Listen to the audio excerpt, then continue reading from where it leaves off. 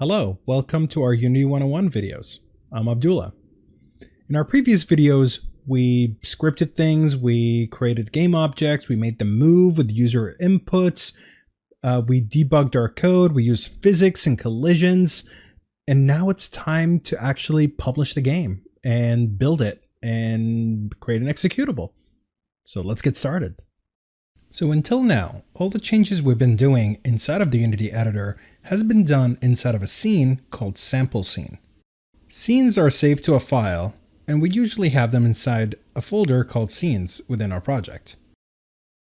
A game or a 3D project is usually comprised of many different scenes. One can be for the intro screen, one could be for the main menu, and you can create different ones for different levels. After you created all of your scenes and want to turn it to an executable, it's now time to build. To build a Unity project, we should go to File, Build Settings, and that will open up the Build Settings menu. At the top, we can see the list of scenes that are added to the build. To add the current open scene into the build, we can just click on Add Open Scenes. On the left, we can see that we have chosen PC, Mac, and Linux Standalone as the platform of choice. But on the right side, we can customize which operating system do we want to target and which architecture. Every platform has different options, like creating server builds, creating development builds, and even choosing the compression method for your textures. If you want to change the platform you want to build for, you can click on one of the options on the left side and then click on the Switch Platform button. There are so many platforms to choose from, like WebGL for the browser, Android, iOS, and even game consoles. Unity calls the exported application a player. So let's go into the player settings and see what we can configure. In the player settings, you can change things from the company name, the product name, which is your application, the version number, the default icons, the default cursor that appears inside of your game. You can even change platform-specific settings by clicking on one of the tabs at the bottom here, and then choosing different options below. You can choose to override the icons for that specific platform. You can set the game to run on full screen mode in PC standalone builds.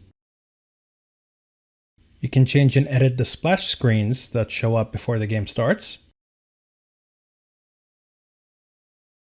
You can change the bundle identifier for the Mac App Store.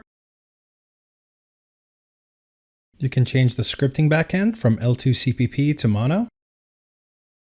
You can even change the API compatibility level from .NET 4 to .NET Standard 2.0. You can also notice that we're using the new input system package from Unity and not the old one. You can click on the different tabs at the top to change to a different platform where you can edit the settings for that specific platform. So let's go back to our build settings now. We chose PC and Windows 64 as a target platform. We added our scene to the build, and now we're ready to click the build button. I'm creating a folder called builds inside of my Unity project and selecting it as the folder where the builds are going to be created. Once you select the folder, Unity is going to start building your game. After the build process is done, you can navigate to your build folder, and there you'll find the binary executables. If you start that executable, a standalone application will run, and the bouncing cube scene we created will start. If we press the W button, we can see that the cube is actually rotating just as expected. You can press Alt-Enter on Windows to exit full screen mode, or Command-F on Mac. This concludes our Unity 101 series.